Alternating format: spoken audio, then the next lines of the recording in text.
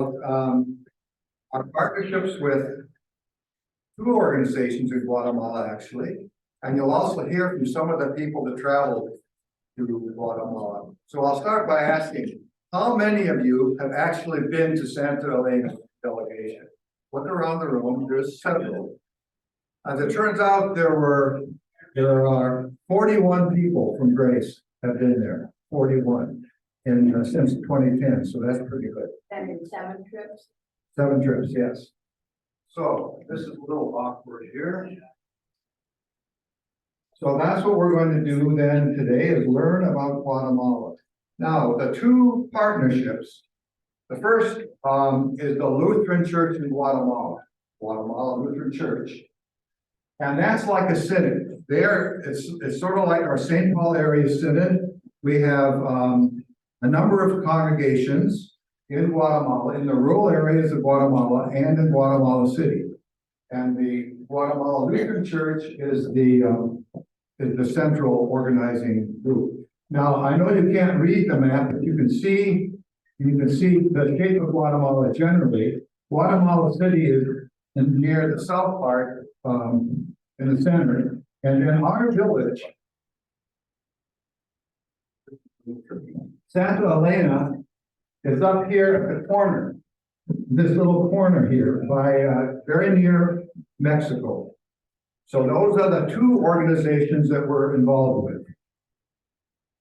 That's the first one. The second one is Messengers of Christ Lutheran Church, and that's in the small town of Santa Elena. And we'll hear more about both of these organizations in a moment. But first, we want to ask, what does it mean to be a partner?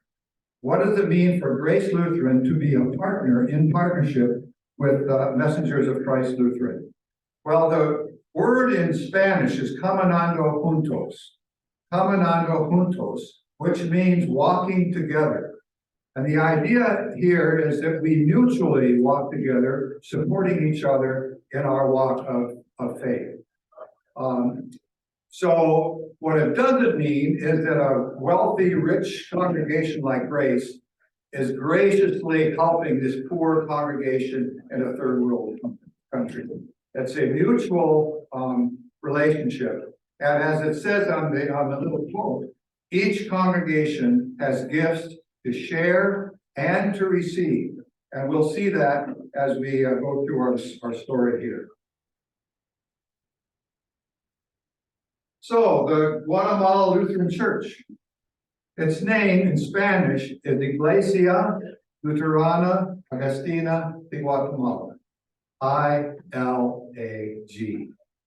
And we call that ELOG. And that's a confusing, Iglesia means church, of course. It's a confusing acronym or a word, because ELOG is an acronym, and not only that, it's an acronym in Spanish. So often we try to use, just say Guatemala Lutheran Church, but let me tell you, it's so much easier to say ELOG, right? So you'll hear us use that today. Now, the ELOG then is, of course, it coordinates and helps the rural communities. There's about 17 rural communities like our community in Santa Elena. But they're involved in many other things too. So there's the health ministry.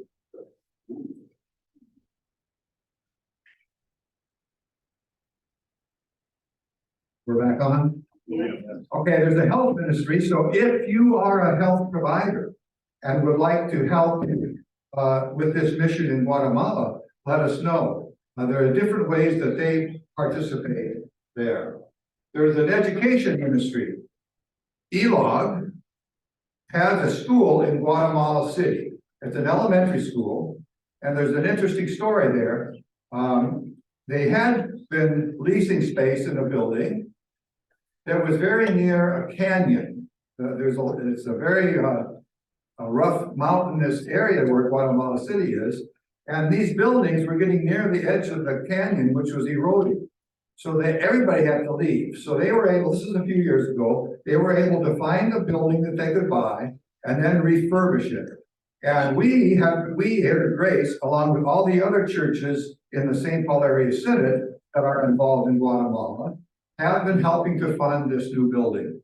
And every year the Synod has a Guatemala gala that raises money for the needs in Guatemala. And this last time we, St. Paul Area Synod, raised $100,000 for this. 110,000 for to help the church, and I think they've started now. The students are in class at the new education facility. There's a music ministry, and there's women's ministry, which includes the Milagro Women's Education Center. That's on the campus of the Lutheran Center, as we call it, in Guatemala City, and it's a residential educational experience for young women from the rural communities. And they live there for about 9 months of the year. And it's a great opportunity for them to expand their opportunities and their horizons, really. I should say ELOG is the president of ELOG is Pastor Karen Castillo, and we're going to see her later in the slides. Okay. Now, Messengers of Christ Lutheran Church in Santa Elena. First of all, its real name in Spanish is Mensajeros de Cristo Lutheran Church, and notice that there's the ILA in front of it. Iglesia Luterana Agustina Mensajero de Cristo, and we always say Mensajeros de Cristos in our prayers when we do that in church. Now, it's in the town of Santa Elena, 20 de Octubre, 20th of October. There's a date in the name of the town. And the reason is Elena was a young woman who was killed at the end of the Civil War. There was a 30-year Civil War that ended in about 1997. And she was killed near the end or at that time. And so she's remembered. As a martyr. She was remembered by having the date of her murder in the name of the town. And you'll see this other places, other villages in Guatemala have the date to commemorate one of these people.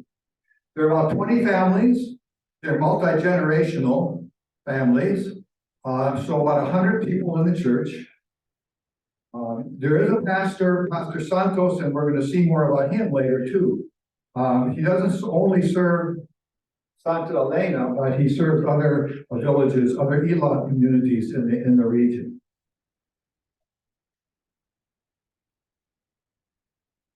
Oh, I put this slide in because we raise money through our fundraisers, like the chili cook-off, and we use that to help defray the cost of travelers to visit, but we also use it to meet the needs of other people in Guatemala. And so every once in a while, something happens where they need something special. This slide, I think, was from 2020. There was a hurricane that destroyed crops, and they needed corn and they needed seeds. So we helped, and all the other churches in the Synod helped raise funds so that they could have some crop relief. Okay, now let's do a little history. The first delegation visit was in 2010. And on this slide on the left, you see a man on a horse. That's Pastor Len Pankish. Len passed away a few years ago. He was a hospital chaplain in Rochester. He and his wife Betty were members here of Grace. And he happened to be on a delegation from the St. Paul Area Synod to go down to Guatemala to explore opportunities. He came back to our church, said, we have an opportunity to partner with the church in Guatemala. And a number of people in our congregation were excited about that because they were looking for a global mission, but had missed out. We had missed out on the ministry in Tanzania. The St. Paul Area Synod has two major global mission activities: Tanzania in Eastern Africa and Guatemala. So now this is our chance, and we jumped at the chance and had a delegation. That picture shows him on the horse. When we went in 2010, the road going into the village from the main highway, if you want to call it that, was not passable by vehicles. So we had to walk in 3.5 miles, very hot, carrying our backpacks, unless you were lucky enough to hitch a ride on a horse. So I think this picture is when we were leaving the village, but Glenn managed to get a horse ride. So he went out that way. The center picture, if you can see it, is me. And the story here is, look, if you can see, I don't know how well you can see this one, but I'm walking across this narrow log. That's the bridge. And the story was, we went on a hike to see the crops. The village is up high on the hill. Their cropland is down in the valley, you might say. So they wanted to show us the crops and other things in that area.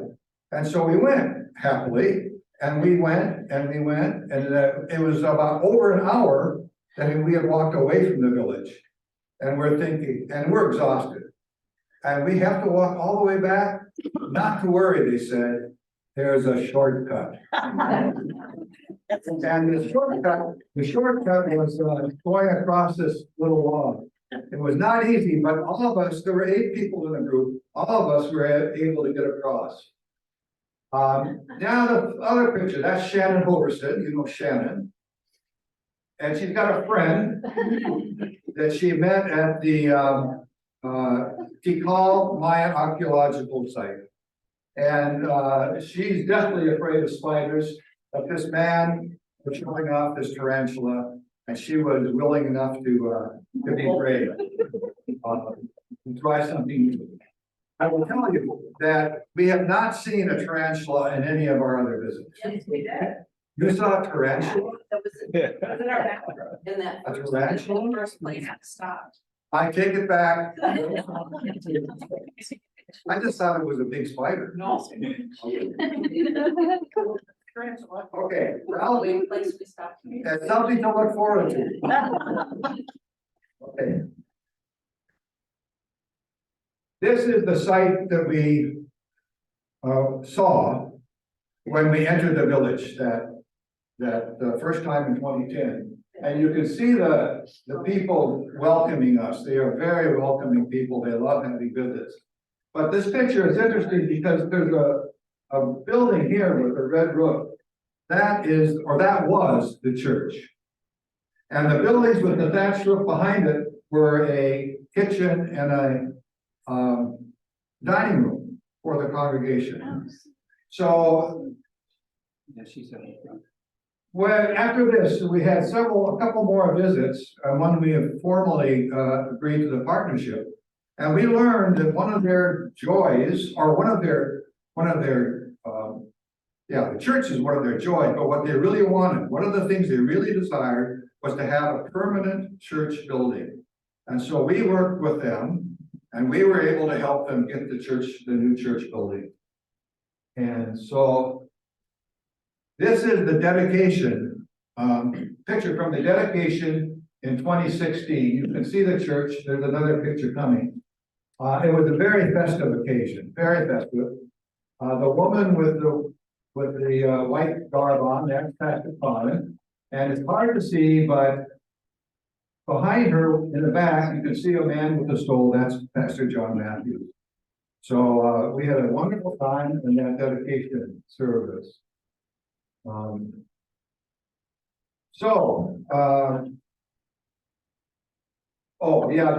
I should continue. A few years later, we went back there. I like this picture because it shows the church and it shows these outbuildings.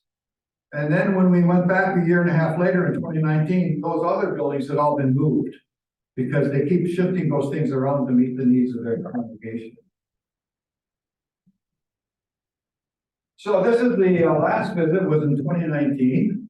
And some of the people in this picture are not members of Grace, but they were with a couple of them came with us. Randy and Joan over there that you don't recognize, they were there to help with agriculture and nutrition. And so they came to Santa Elena and we helped them, they led and we helped them build a compost heap. But that would be good for the people in the village with their gardens and such. So there we are, we're missing the photographer, that was Sally. So there we are. Now, what we're gonna do now is we're going to, let's see.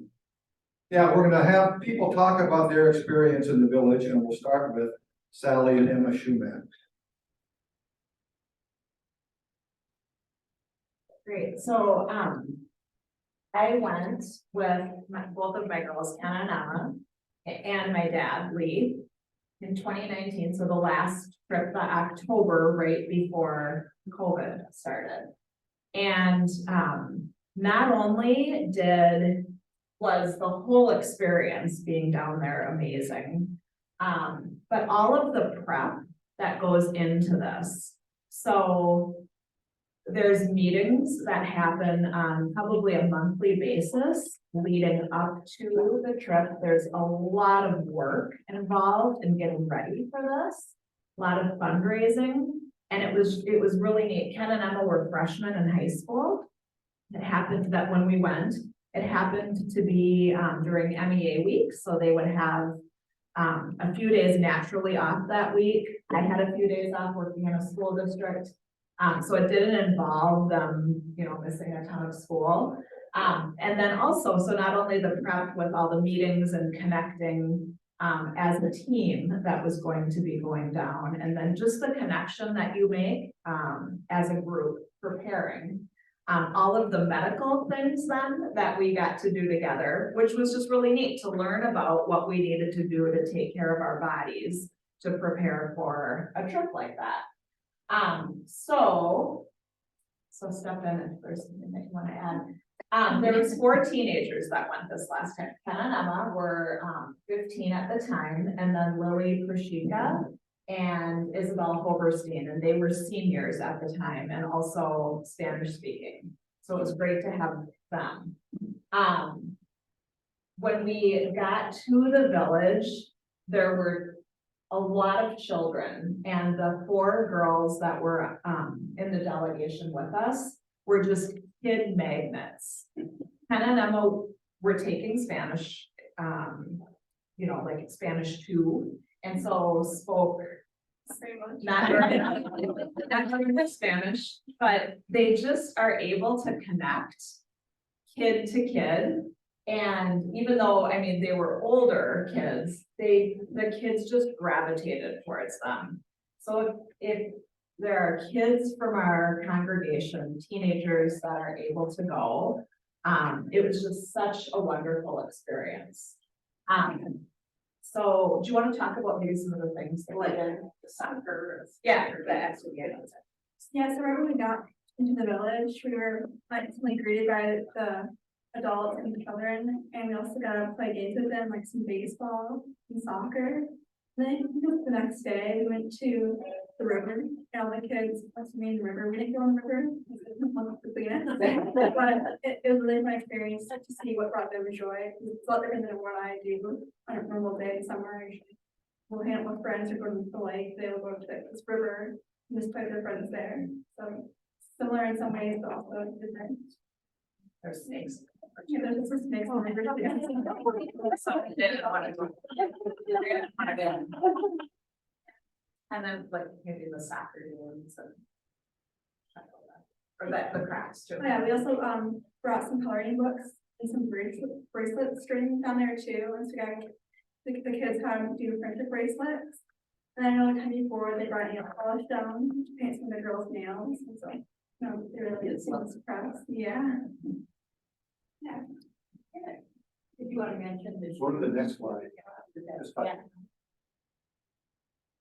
There's some crafts. Those are some of the crafts. Yeah, one of our fundraisers that we did was to buy shoes for most of the kids in the village. And so that was a fundraiser we can relate to that. Yeah, and the shoes were a sandal. They're made out of rubber, but they also have some sort of like string that you could grow with the kids. So as they got older and bigger, the shoes would also get bigger too. Yeah, it was interesting, as far as the clothes that they wore and specifically the shoes. It's very rough terrain. there. It's not nice and grassy. And a lot of kids were barefoot, or they had like cheap flip flops that they wear, or Crocs, yeah. So these shoes were such a great, gift that we were able to bring. They grow 5 sizes with the kids, and so we gave them out one day. And then later, like I think the first or second of the 3 days that we were there. And then the next day, you see all the kids come back to gather for church, and they're all wearing these shoes. So that was really neat. I remember distinctly when the kids were making friendship bracelets, thinking, how do we communicate directions on how to do this with these kids? And I just, like, I couldn't figure out how to do that. And Kenna and Emma, knowing not very much Spanish, were able to teach the kids how to do this. And so they just figured out how to communicate with each other, and that was really neat.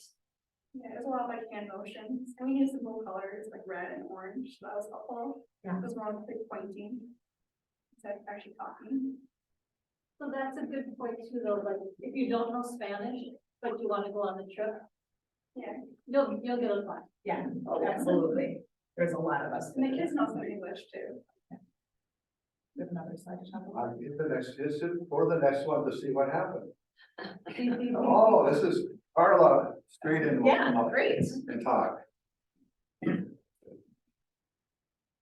We found out when we were there that the worship service is very, very important to them. At the time that we arrived in 2019, Pastor Karen was over the entire synod, as one would say, for Elon. And so when she would be able to show up to a village, they would do huge events. So our particular service that we participated in had baptisms, it had confirmation, it had an ordination of their new pastor, and it had a wedding. So that, and I guess traditionally when Pastor Karn's there, the service is several hours long, which we experienced. And now, so this ordination was really interesting. So this gentleman, okay, I'll start with the wedding. The wedding first. Yeah, so I'll do the wedding first. So the couple getting married had been together for many years. They are Maria and Antonio. And Antonio was taking a new position with the church and figured they probably should get married in the eyes of the church. And so we had Lee and Carly standing up for them. So that was another way we really felt the partnership with them, because we participated in the confirmation, the baptisms, everything. It was a really, really interesting service. And so here the couple gets married, and then a little later, Antonio is taking over a role of being called the communion minister. And during the regular Sundays, the communion minister is the person that conducts the church service, because of course Pastor Karen cannot be there. Meanwhile, the money that we contribute to ELOG overall, the St. Paul Area Synod, has paid for a lot of education. And since the time that we were at the church until probably 2 years later, Pastor Karen was able to educate fully to kind of what we would call a deacon level, 4 additional ministers. So now they have, so what we're seeing here is the ordination of Santos. And he now has an entire region in Guatemala. So there's about, we decided about 17 churches within Guatemala.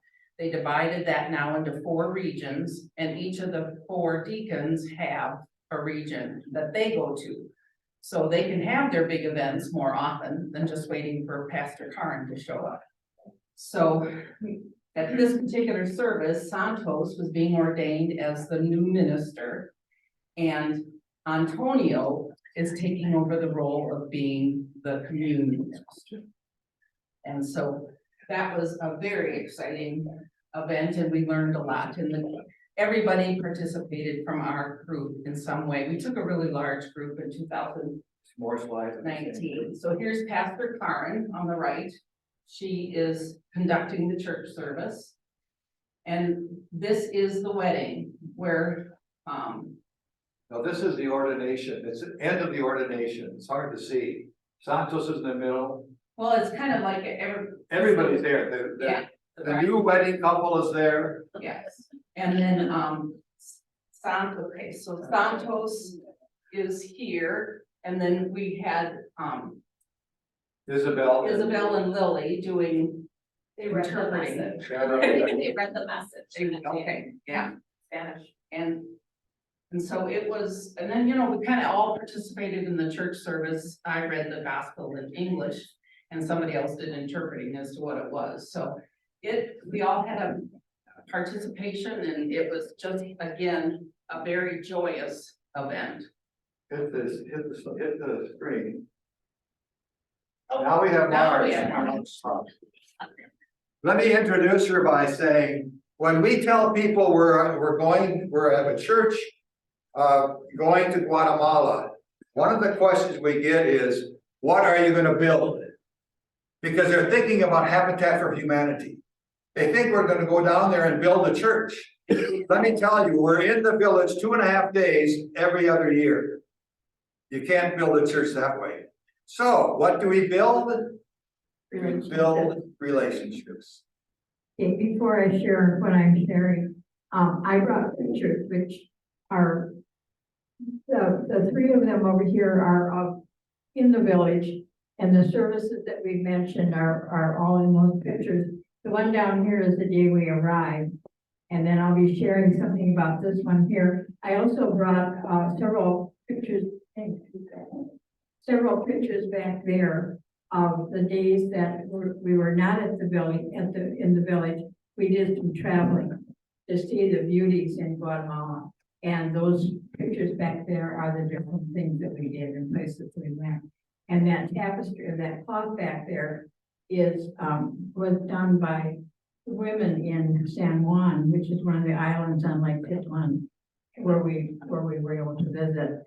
And then there's some pictures and information about that back there. So, anyway, building relationships.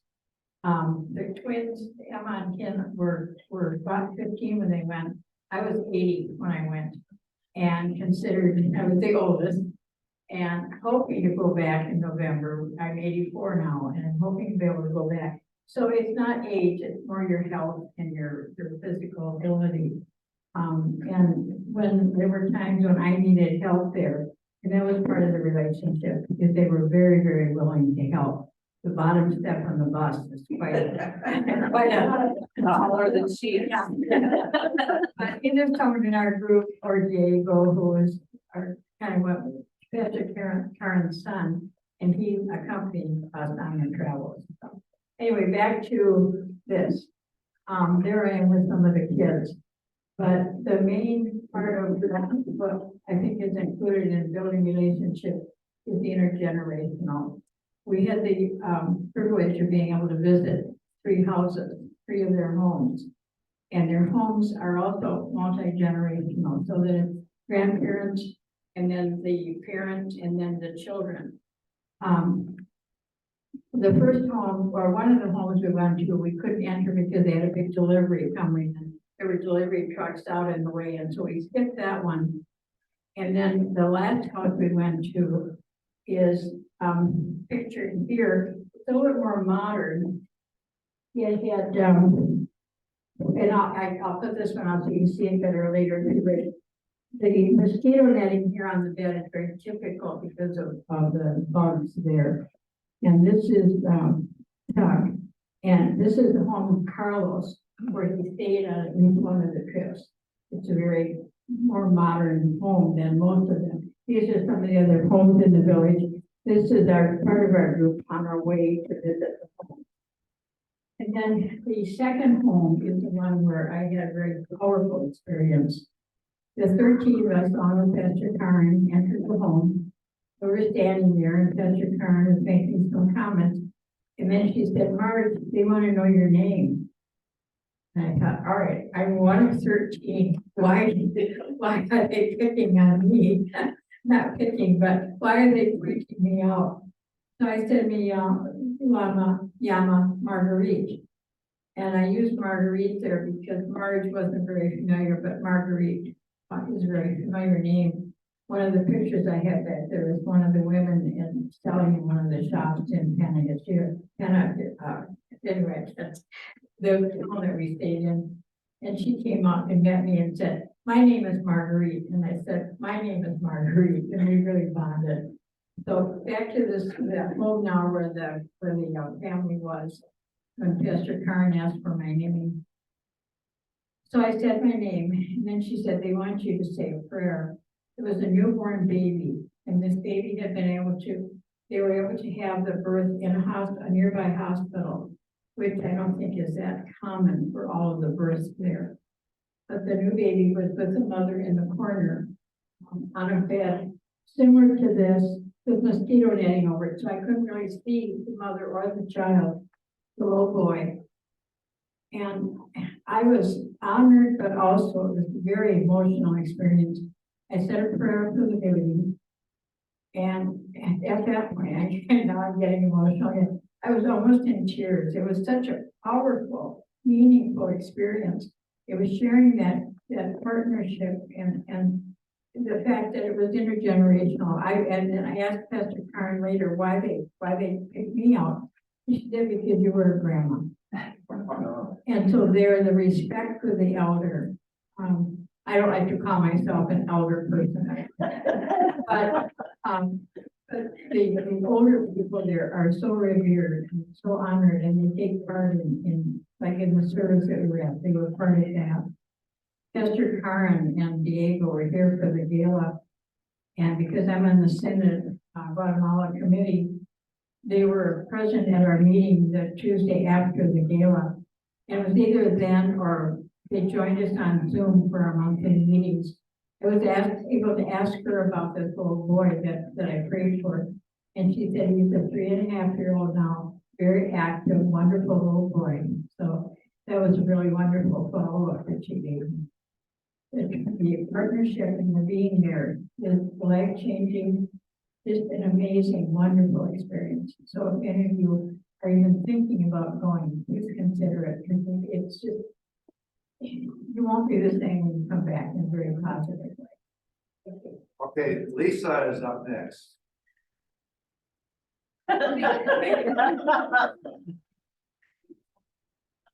We should leave time for questions. Yeah, you go. Yeah.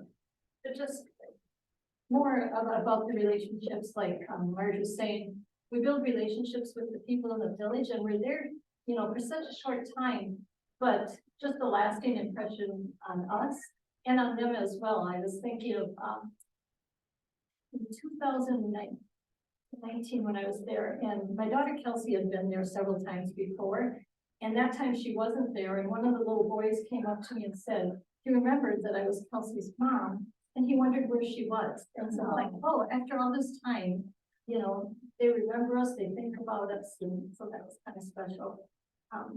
And then the other thing about relationships is, I think it's been alluded to, but the people here that we're traveling with, intergenerational, and we do spend time together planning, and then on the trip and on the bus. Yeah, but for here, yeah, but that is kind of a special relationship too, then, that we share with other people in our Grace community because of the shared experience. Thank you. I had put in one more relational slide. There's me with my friend Santiago. He was a happy camper. The story there was, he was the first man I met in 2010, and I stayed at his house. And so on subsequent visits, the next visit I went, I was looking for him. I wanted to say hello, and I didn't see him. The church was there, the gathering, and I didn't see him. And so I asked, and they said, oh, he left the church. Why? well, there was some disagreement, there was a disagreement within the congregation. He left the church. Well, obviously, he came back, good news. But I'm thinking, you mean to say that they have a congregation and sometimes they have disagreements in the church? Oh my gosh. They're just like us. We're just like them. We're walking together in the faith, but that means we're walking through the good, positive times. We're walking through the negative ones too. So that's what it means to walk together. There's Shannon with her new friend. Now, quickly, at the end of our time in the village, we go someplace that's really a tourist site in Guatemala. And it's important. It's really part of the bonding experience for our team, as was mentioned. It's also giving us a chance to know the culture in Guatemala. And there's two places that we've gone usually. We don't go to two each time, but one of the popular places is Lake Atitlan, which is a beautiful lake in the western part of Guatemala. It's surrounded by 3 volcanoes. And that's a cloud, not something from the volcano. But it's a beautiful place. And this group here, I call them the young and the foolish. They're getting ready to go zip lining. So they had a good time doing that. And that's Lake Atitlan. And the other place we go, or we have gone, is the Mayan archaeological site at Tikal. This is one of the largest archaeological sites in the world. Well, it's Mayan. And this is just one of many temples. This is the temple of the jaguar. And it's beautiful and it's very educational. So that's part of the trip. The trip is to go on one of those. So let's see. Why didn't that come up? There you go. That's not what I wanted. Wanted this.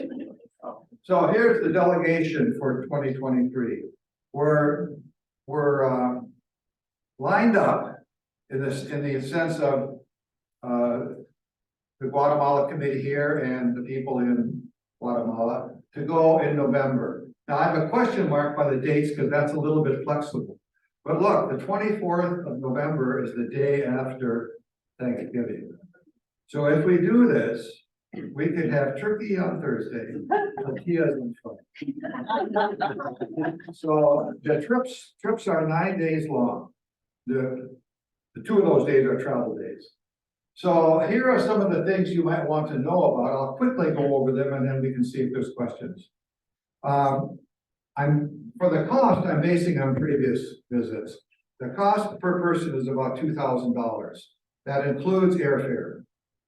Okay, so airfare is about half of the trip. We arrange for that ourselves. Then we provide money up front to the people in Guatemala, and then they take care of everything except for, let's say, souvenirs. But so when we're there, we don't have to bring any money. We've already given our money. And so if we go to a restaurant, it's Diego or someone will pay for it. Tickets to these events, all taken care of. So the cost is about $2,000. And then we have some of the money from our fundraisers goes to help the travelers. So I think last time we probably got $500. That depends on how many people are going and how much chili you eat next week. But anyway, that's the cost. Another issue is health. Before we go to your doctor or to a travel clinic, and they know where we're going, and they will do what's needed, or suggest what we need to do. Santa Elena is in a malaria zone. Guatemala City is not, but we're going where there's malaria, so we have malaria medication. Then we also are prepared to take care of any digestive trouble we might have. So that is an issue, but usually if someone gets ill, take the medicine and in a day or so you're back in business. The other rule is don't drink the water. Okay, and don't have a salad unless you know that the water is okay. So that's those are the 2 big health issues. We may or may not be at a place where we need mosquito nettings at night. Usually we don't, but that can happen. So those are some, that's a health issue. There's also, I didn't put it here, but it's related. There's a safety issue. Guatemala has dangerous places, but we're with our guides, our leaders, who know where to go, and we follow the good common sense rules. We stick together. We don't go wander off by ourselves. And they lock our passports and they stay in the Lutheran. Yeah, they don't, we don't take our passports with us. They stay back at the Lutheran Center. Spanish, we've already talked about that. You don't need to know Spanish to go on this trip. Because Pastor Karen and Diego speak perfect English, really. And usually there's somebody in the group, especially the students, the high school kids, who are studying Spanish. We get by just fine, but, so don't worry about that. The itinerary I've kind of alluded to, it's 9 days. We go down there to the Lutheran Center. We stay at the Lutheran Center. They have like a dormitory, really nice. And then it's 1 day trip to get up the northern part of Guatemala, near Santa Elena, stay at a nice hotel. And then we go into to Santa Elena. We're usually there about 2.5 days. And then we leave, then depending on what our tourist site is going to be, we will get there somehow. If we're going to Lake Atitlan, we go back to the Lutheran Center, then go stay in Manahachel near the lake for 1 night, and then come back, stay at the Lutheran Center, and then leave the next day. So that's the Ohio level overview. Are there questions you have? Yes. I'm curious about the Milagro Center for Women, what Yeah. they do, like what the purpose is for that, if you're good, The Milagro Center, yeah, it's a residential center for young women, let's say they're teenagers, 12 to 19. If they were home back in the village, and not exposed to something like the Milagro Center, they would probably, by the time they're 13 years old, they'd be married and having babies, and that's going to be their life. And it can be a happy life, as you've seen all the happy people in the village, but it's not letting them fully develop as a young person. So when they're in the Milagro Center, there's about 10 of them there. They're living there. They're going to school someplace else. They don't go to school at the Milagro Center, but it's at the Milagro Centers that they learn all these other skills. They kind of learn skills so that they could go back to their village and have an occupation or a business. So they learn how to bake, so they could possibly open up a bakery or to sew or things like that, so that they could make their own living. So it's almost like almost sounds like VOTEC for women. Yeah, sure it is. Yeah, Which is- because it's those kind of skills Very and then advanced. education as well. Yeah, because not as many women have the opportunity for Mm. education. Okay. Thank you. Other questions? Any questions on, okay, yes. Yeah, is this the place that we would go, is it part of a larger community? Is it a small town? Are they surrounded by Roman Catholic? Okay, good, excellent question. If you were to Google Santa Elena, Guatemala, you would not find our village. You'd find a large industrial town in the northern part of the country. This is a very small village, probably got 300 or 400 people. There is a Catholic school, a Catholic church near our church, but I don't think I've ever seen anybody worship there. And there's a evangelical community too. But I don't even know where their church is. It's someplace in the village. The church, I don't know if you got a sense of the village. It's not like This picture here is part of the village. okay, come and look at the pictures. And there's one here that kind of shows a few of the houses, and that's pretty much the village. Yeah, With the church it's and very, everything. very rural. Very small, a few hundred. There are villages, oh, I should tell you, we don't stay in the village when we're there. We used to. When we first went there, we would stay with one of the families. We'd be spread out among the families. Let me tell you, that has generated any number of stories. Linda and Scott Lickney could tell you about waking up in the morning to find new ducks that have been hatched that night under their bed. We now that we have a road that we can travel, we go stay, when we're in the village at night, we go to a town about 25 minutes away, stay in a nice hotel. And where you can take a shower, even if you don't have hot water. Yeah. So, so that's where so for our trip, we are now staying in hotels, or we're staying at the Lincoln Center. There's a couple of other options. A lot of the other churches that are part of ELOG, though, they have built dormitories in the town. And that's where the people that come visit Yeah. today. Yeah, so, was that all of your questions? Yeah. Yeah, Is there a minimum age to go? a minimum age, oh, I forgot to check. I think when we talked about it, I think Ken and Emma were the youngest that had been. But they had their mom there. They did, yeah. There have been teenage travelers, like I think. Well, so when Kelsey first went, she and Charlie Belden were 14. They were freshmen in high school. They went by themselves. I would say if your child is going without a parent, you have to know that your child is mature enough to behave appropriately, to take care of their own passport, their money, that kind of, obviously everyone in the group watches out for each other, but nobody is, if your child's alone, they have to be a responsible person. And I would say if you're going with younger children, if a parent went maybe middle school, I don't know that would be an appropriate trip for like elementary kids. There's a lot to it. I mean, it's, you're working hard, I think. So Yeah, it's wonderful, but it's also privileged. yeah,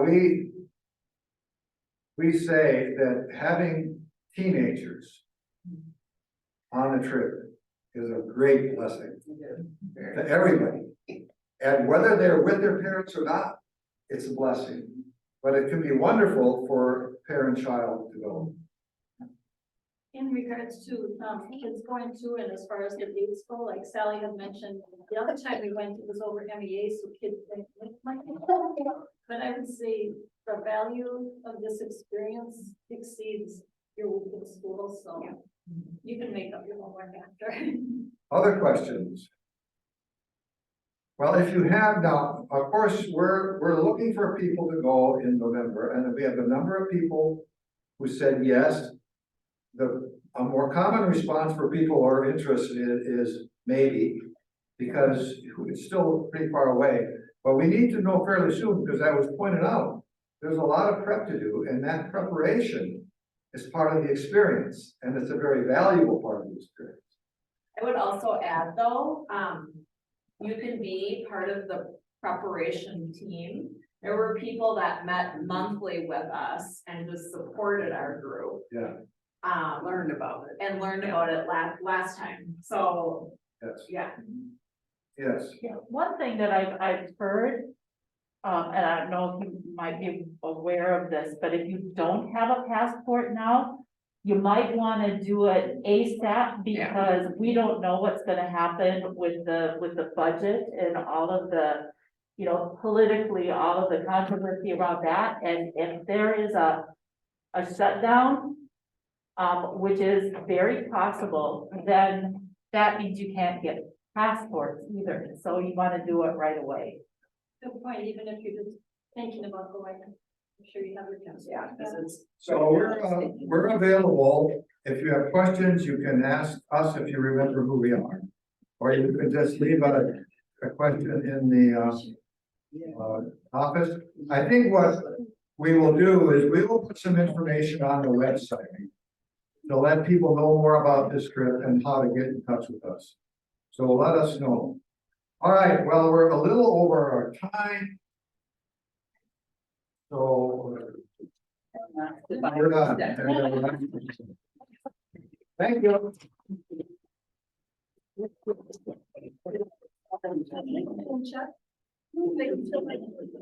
can still buy chili, come out. Special deal for you. That sounds good.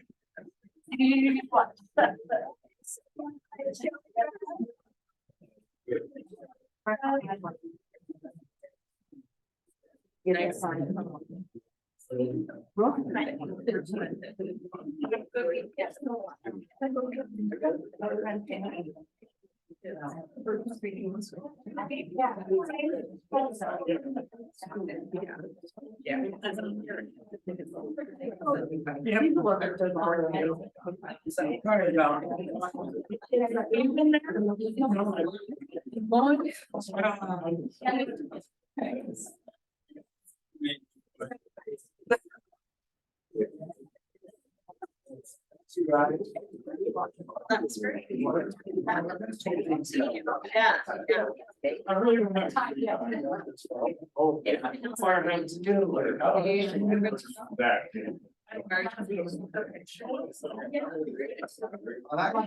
Now that we have this conversation, I don't know. That's. Because we have, on our webpage, we still watch.